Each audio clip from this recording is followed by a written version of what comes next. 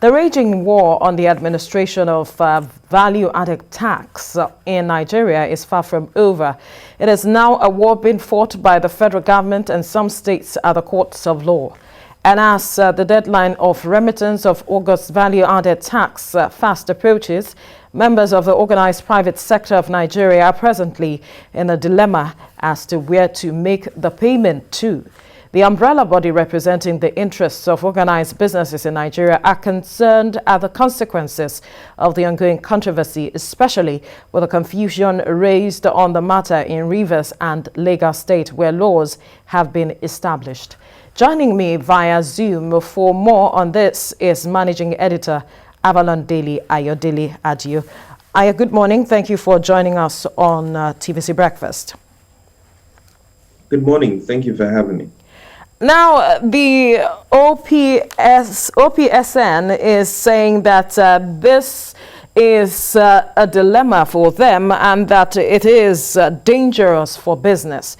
And I want you to help us understand what this position is, what it means for businesses across the country. I mean, I think it's a lot of complications for businesses across the country.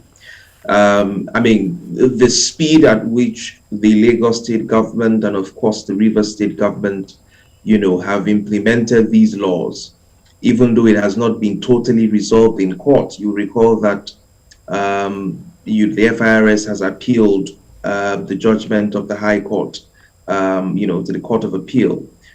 So they have not exhausted, the judicial journey here. And I wondered, why there was such a hurry to enact these laws in these two states, because it's not just about putting these laws in motions. There are lots of technicalities that should have been considered before going ahead with it. And unfortunately, that wasn't the case. And what will happen is that businesses are going to suffer. Now, if you looked at countries in the past that have had VAT collected across various states, it was a Herculean task for businesses to be able to reconcile this, especially for big businesses that operated in several states. Because what it means essentially is that if you were producing pencils in Lagos and you were selling, such pencils in Ibadan and in Kogi and probably in Kano, every time after you pay your VAT in Lagos and you move your goods to Kano to sell, you would have to also register in Kano and pay VAT in Kano. You would do the same thing in Kogi State, and you're likely to do the same thing in Ibadan State. It gets even worse when these states are going to charge you different rates. So Lagos can decide to charge you 6%, that is proposed in its own bill. Kogi can decide to charge 7.5%. Kano can decide to charge 8%. So it brings a whole lot of complications for businesses, and that, of course, goes against our ease of doing business goals that has been set, by the federal government and across several states of the federation. So, for all it's worth, I would have expected that before these laws were implemented in the state, it should have exhausted its judicial journey. Let there be clarity on who has the powers to collect what and when, and then you can call the business sector together and find an amicable way of resolving these issues on the round table. At the moment, it seems to be sound bites. It seems to be more of sound bites and pandering to the gallery. And there's very, very little solutions thinking going on here. Perhaps this is why some persons believe that the war between the federal government and states, it's more of is beyond an economic question, but the fact that Nigerian leaders, the inability to agree on moving the country forward is the major challenge here. Listen, the truth is there is a case to be made. There's a case to be made for collecting of VATs at the state level. There's a solid case to be made because, first of all, the Constitution doesn't say anything about the federal government's powers to collect VATs. In fact, it's a clarity that states have the powers to collect consumption taxes and have the powers to collect personal income taxes. So there's a solid argument to be made at the state level for the collection of these taxes, especially for states that contribute a whole lot more than it gets. And I'm talking about Lagos, Rivers, Ogun State. These are states that contribute a lot more in terms of VAT, and they collect. In fact, if you check their ratio in terms of percentage of contribution as against what they get back, they're actually in the negative, right? And then for states that do not contribute as much, talking about Zamfara, Kebbi, Benue, Abia, Osun, states, they collect much more than they put into the coffers. So there's an argument to be made. But my argument is there is a case for better redistribution of these VATs collected, and there's a solid case for that. The question is, how do we ensure that this happens without politicizing the entire situation as it's being done now? Because many of the arguments that were made initially in the public space was that it was going to hurt the North, and the South was claiming back its birthright, when in reality, there are so many states in the South that are benefiting from this current system, as certain states from the North. So for me, it has to be an issue that is resolved on a round table to say, first, how many states actually have the capacity to collect these taxes the way the FIRS has built capacity over the years to collect these taxes in an efficient way? Second, how do we ensure that we collect it in a way that does not hurt businesses in the mid to the long term? Number three, and quite profoundly, is the fact that, are we doing this to improve the economic viability of several states in the Federation, or we're doing it as a means of punishing several other states? Now, if you take that particular route, where you think, for instance, that we're going to collect all the monies that Zamfara is getting unfairly, what will happen eventually is, because economics are never stagnant, the people you think that you're putting in a box, they are going to be mass migration into certain states that are economically well-to-do. And then at the end of the day, you now have to deal with more problems than you envisaged in the very beginning. So every action has its own consequences. And for me, I think that we need to sit on a round table and decide how these taxes are going to be collected, how they are going to be distributed in an equitable fashion, so that states that contribute a whole lot more are going to get more for putting it into the coffers than it's the case where Lagos, Rivers State, Ogun State are collecting far less than they contribute into the system. So it's just about balancing what seems to be an unfair distribution system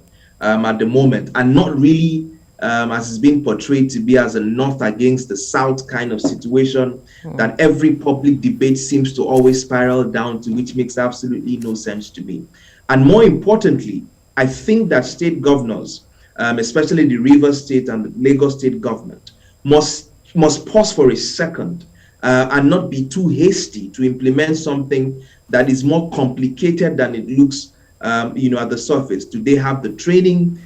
Because you have to train your tax collection agency at the state level to be able to collect it as efficiently as the FIRS has done. Absolutely. In any case, that has been the question. The judgment goes against you in the appeal court. What happens? Right. So you're going to go back to square one again. I mean, it's just a lot. It's too cumbersome, and I think it's just too hasty.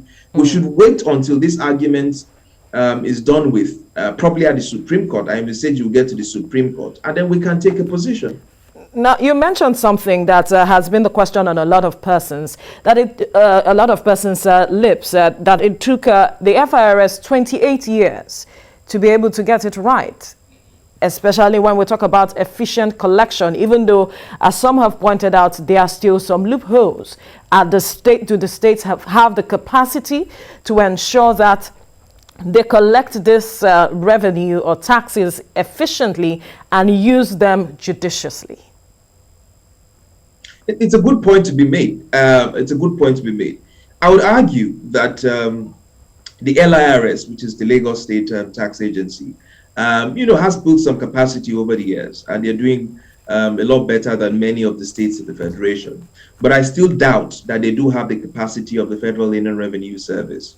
And I'm not sure that they can collect taxes as efficient as the FIRS is doing at the moment. So it means there has to be a window for which you train and build the capacity of the people working in that agency to be able to play catch up to where the FIRS, has gotten to. And like I said, the problem is not even just building the necessary capacity to collect. The problem, again, is the fact that, now let me quickly even point this, that many of the taxes that are even accrued to Lagos State are taxes that are paid by the headquarters, that are paid at the where businesses are headquartered in Lagos. So for instance, food FCMG companies that have headquarters in Lagos pay all their VATs from Lagos State, even though people are consuming or purchasing those products across the 36 states of the Federation. So what that means in essence is that it will get to the point, if this continues at this trajectory, where states will have to calculate how many of those consumer goods that you purchase in their own particular states and charge VATs for them, right? So it's a lot of complexities, and we're making it look like this is just about spreading butter on bread and chewing it over a breakfast table. It's a whole lot of complexities that can affect the ease of doing business. It's a whole lot of complexities that can even see the revenue that are accrued to some of these states that are struggling for these things considerably drop. Because remember that I saw that in Lagos state law, they're also wanting to charge VATs on imported products. Now that's going to be an entire debate again, of who has the powers to collect VATs on imported products. They're going to have a long battle with the federal government on that. So there's a whole lot of complexities involved, and I think that cooler heads should prevail, and we should have conversations about this rather than taking hasty decisions that will move us one step forward and two steps backward. It's not showbiz here. This is real governance, right? And it's going to be affecting businesses and affecting several other unforeseen events that may spring up, and so we should be cautious and take the necessary steps and plan accordingly and think critically before we go down this path. Now, with the extreme positions held by the various stakeholders involved in this battle, do you think that a roundtable discussion will be a possibility? I mean, of course, it has to be a possibility. And I have to be honest with you. I sometimes wonder why many of these conversations have to get to these very extreme points. And I think it usually happens because everything in our country has to be narrowed into ethnic or religious arguments.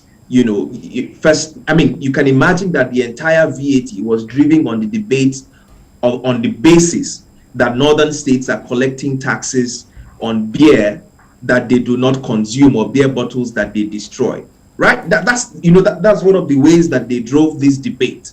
Of course, the entire consumption of beer is 150 billion naira. If you take VAT on that, it means states will not even be collecting, an average northern state will not be collecting more than 50 to 100 million naira on VAT on beer bottles. So it's not as significant as we're making it look. Right. Like the beer money that they are collecting is what is sustaining or driving the economies in northern Nigeria. For God's sake, Daily Trust newspaper does not collect adverts on beer, and it's a decently run newspaper, right? So, I mean, this consistent northern south kind of positions that we consistently take on issues that can be properly debated on its merit and that can be argued on its pros and cons, it just continues to heat up the polity unnecessarily. There's a real argument to be made here that states that are more productive should get more than they put, to get much more than they are currently giving. It's a sensible argument to make, and that should be the crust of the debate.